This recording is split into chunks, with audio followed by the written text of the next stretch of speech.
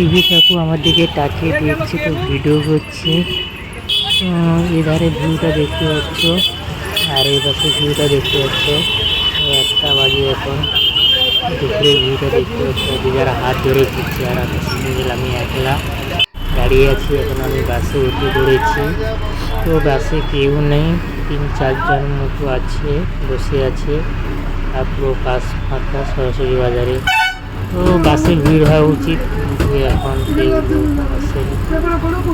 আর আমি একলা বসেছি, আমার পাশে কেউ নেই। তোর মনটা প্রচণ্ড খারাপ, এদিক সেদিক তাকাচ্ছি না, আর মোবাইল দেখাচ্ছি। তো নন্দীগ্রাম তমলুক নিচেদা,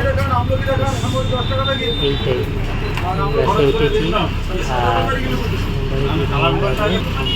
দুটো প্যাকেট নিয়ে নিয়েছি। তো দোকানে উঠেছিল, এখানে বাসে উঠেছিল, বাসের মধ্যে এখন রাস করছি, যাচ্ছি।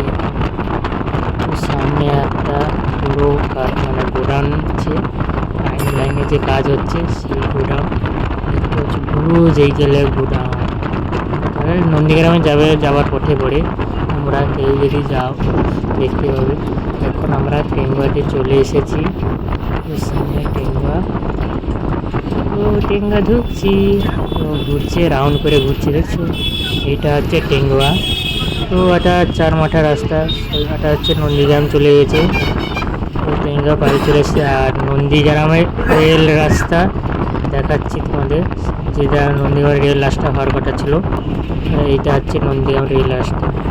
তো এখানে স্টেশন আছে।